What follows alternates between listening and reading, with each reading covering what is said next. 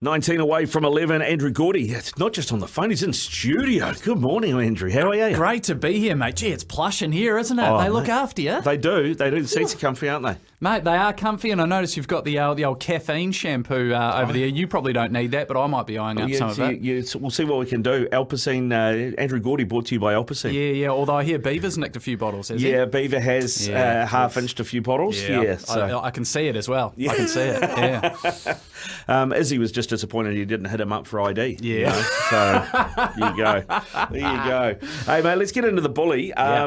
The Blackcaps T20 World Cup ended this morning with a magnificent win against Papua New Guinea. I did see somebody suggest that having your warm-up games after your main games isn't ideal. That's it. That's the thing, Rick.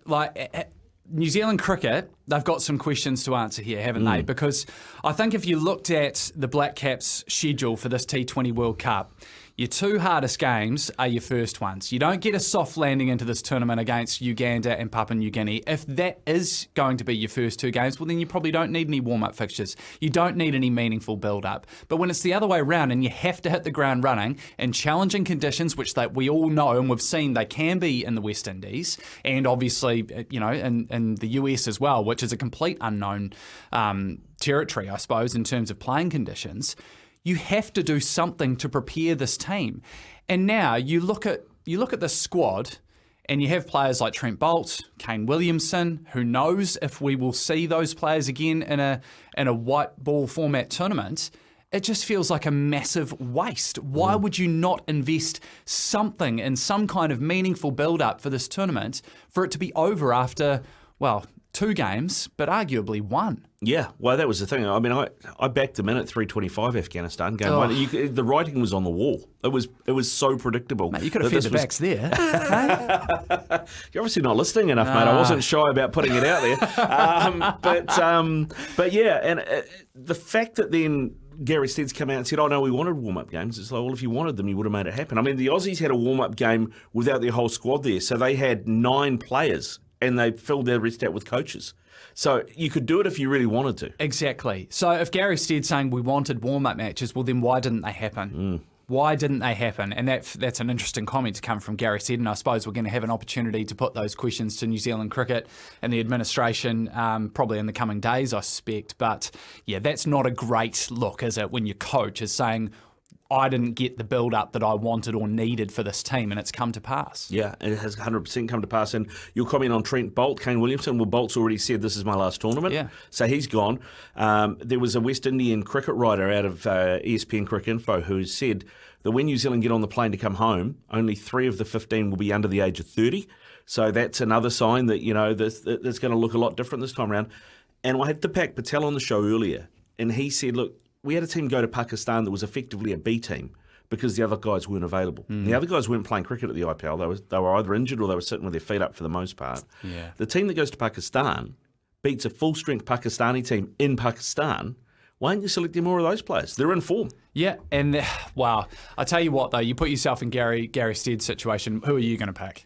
If you've got elite players who have performed at the very highest level for you, they've shown up and given the performances when you needed them to at the highest level. I can understand why you'd bank on some of the players, some of the names that they have for this T20 World Cup. But look, it's a fair point. And hindsight's a wonderful thing, obviously.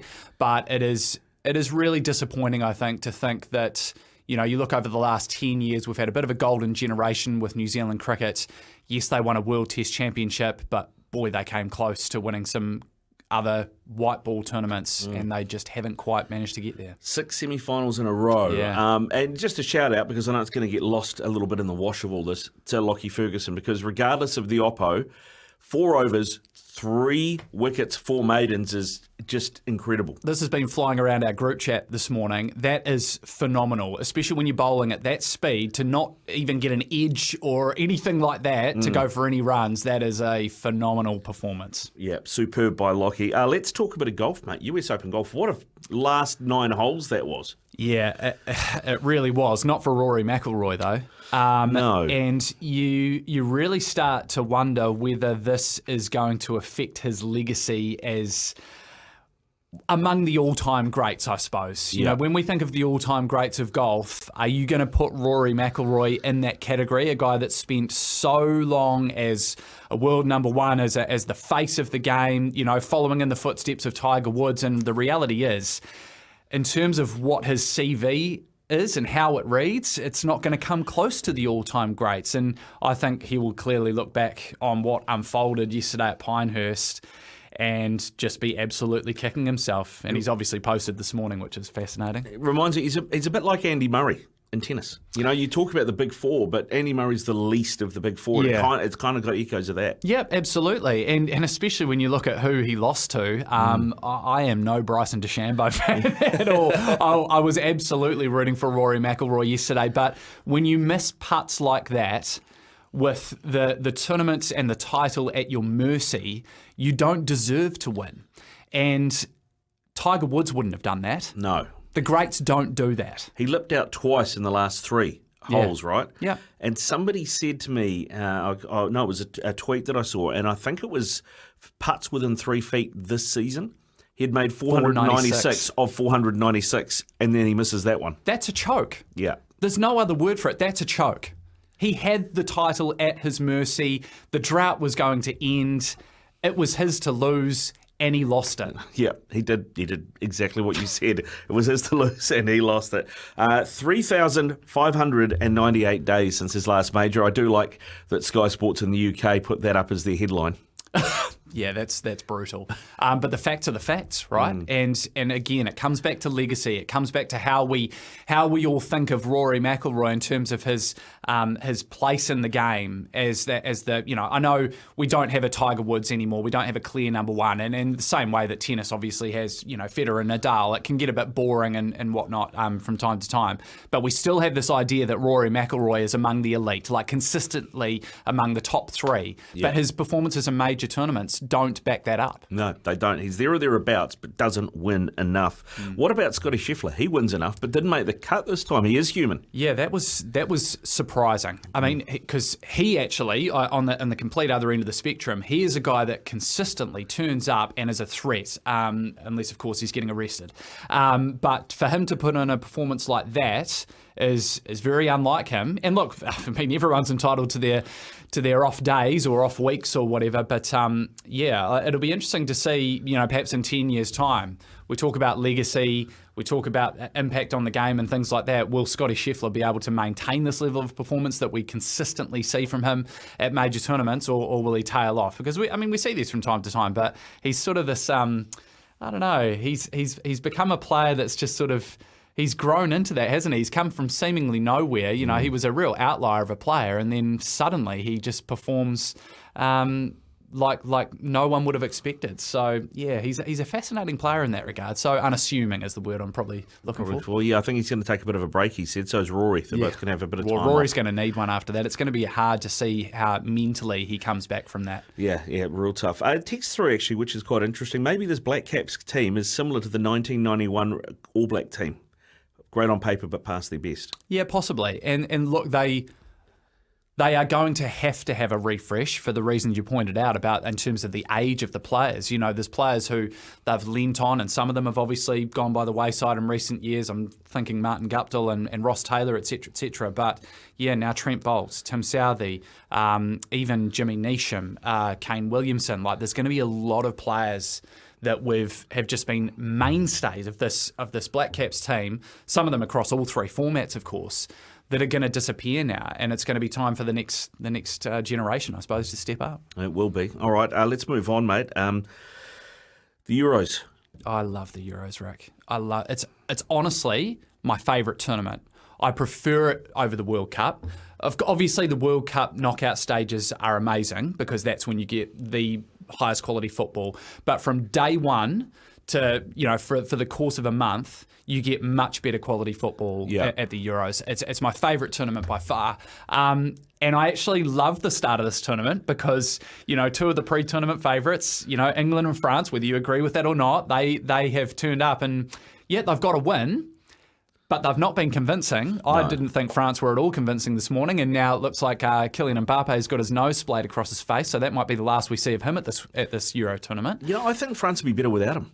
that's a huge call. But yeah, no, fair enough. Look, I mean, to say that any team is going to be better without Kylian Mbappe, I'm sure Real Madrid would love to have a word with you about that. But look, the point is, I think teams often, when it comes to major tournaments, it doesn't actually help to go out and win your first game 4-0. I think it's actually better. And I think Gareth Southgate and England will be quite happy that they just got the job done and they can work their way into the tournament. Same with France. They won't care that they only won 1-0. They won. That's all you need to do in the group stage, isn't it? You just need to get to the knockout stages and then anything can happen.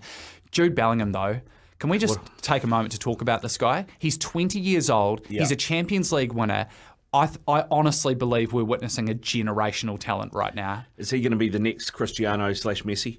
Yeah, I think we're going to be talking about him in 10 years' time as possibly even more like a Zidane type character. Yeah. Like, look at the guy, look at the way he's built physically. He has really grown into his frame.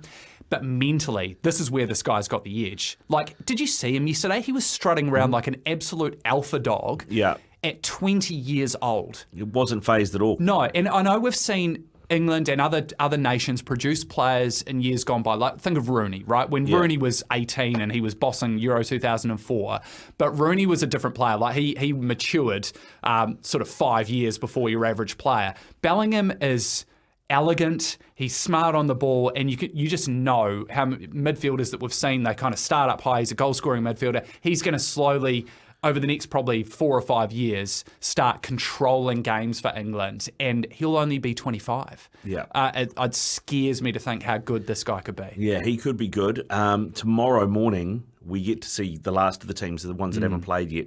Portugal among them. They're my pick. How do you think they'll go?